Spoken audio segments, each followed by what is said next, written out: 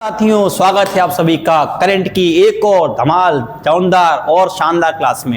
ये क्लास जो आपकी होने वाली डेली करंट के तहत आज 3 जनवरी क्लास आपकी होने वाली है। इसके अंदर मैं आपको संपूर्ण जानकारी पढ़ाऊंगा करंट्स के बारे में। भाई ये करंट्स में क्या क्या घटनाएं हुई हैं और उनका पिछली घटनाओं से क्या संबंध है, ये आपको पूरा बताने वाला हूं। क्लास को अंत तक देखिएगा भाई। वीडियो अच्छी लगे तो लाइक शेयर सब्सक्राइब जरूर करिएगा भाई, है ना। चलो स्टार्ट करते हैं भाई क्लास को बिना टाइम गवाए।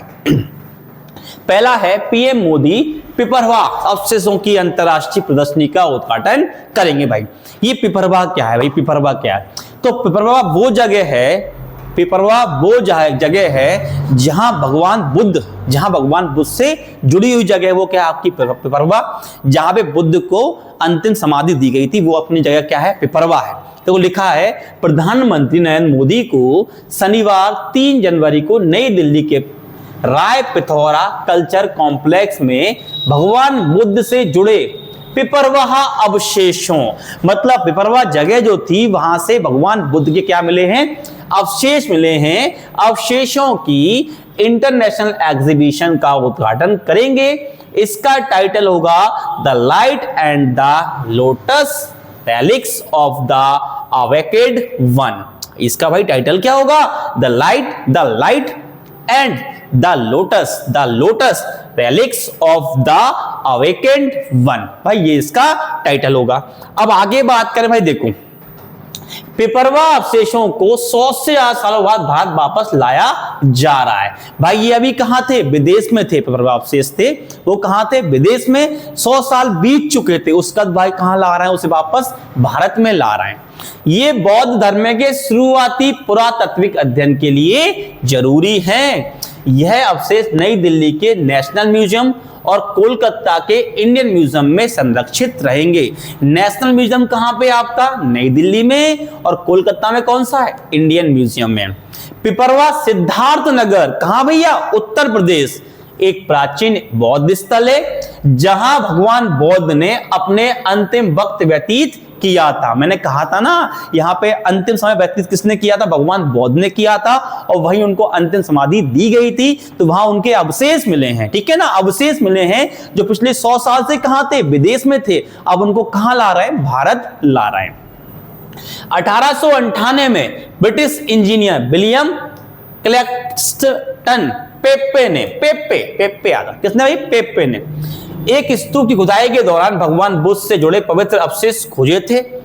औपनिवेशिक काल में इनमें से अधिकांश अवशेष कोलकाता के इंडियन म्यूजियम में रखे गए थे, जबकि कुछ हिस्से पेप्पे के वंशजों के पास रहा और विदेश चला गया। भाई कुछ तो उन्हें कहां डाल दिए? कोलकाता में जो आपका इंडियन म्यूजियम में वहां रखे हुए थे भाई कुछ अवशेष तो, और कुछ कहां चले गए? पेप्पे के जो वंशज थे उनके पास रहे और कहां चले गए? विदेश चले गए।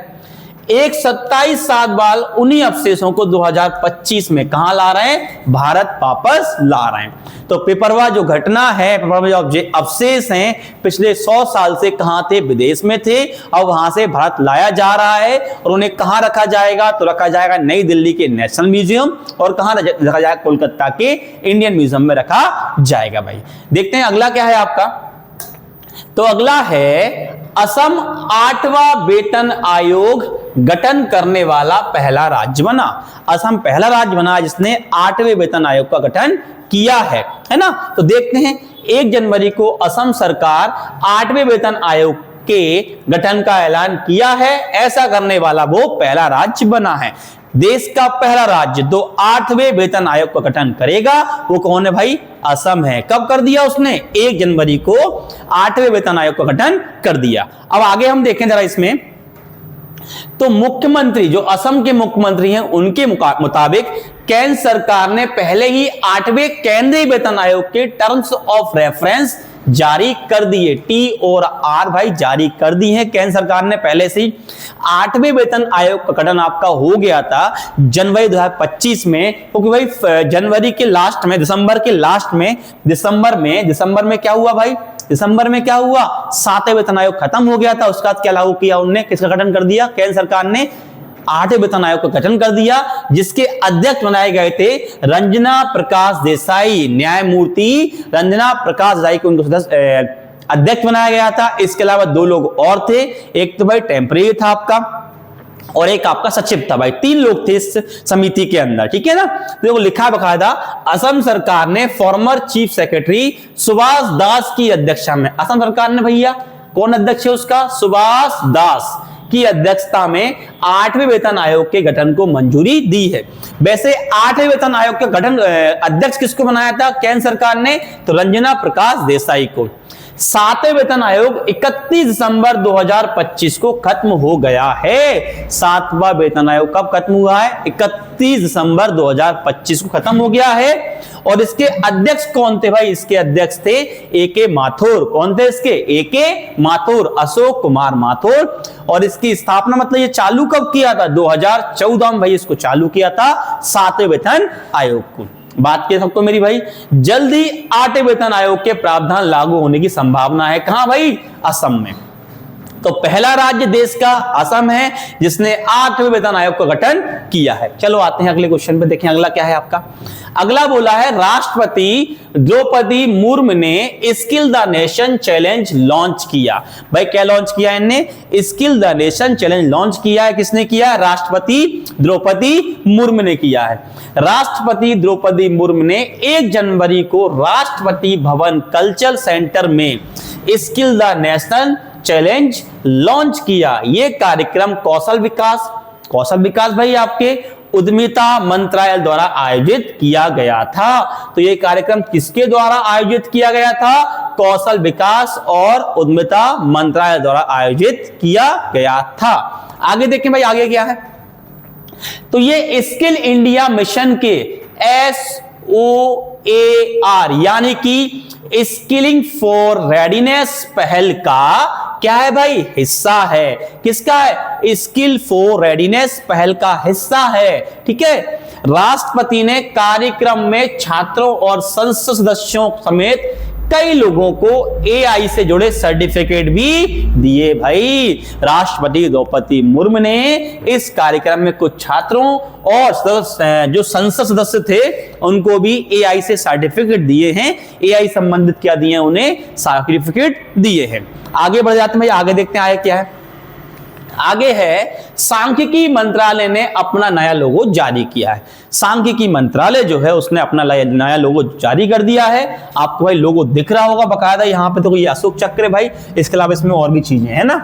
तो ministry of statistics and programme implementation ने 1 जनवरी को अपना नया लोगो और प्रतीक जारी किया है। इसे भाई शुभंकरी बोलते हैं। क्या बोलते हैं इसे, शुभंकरी बोलते हैं भाई। किसको, लोगो को।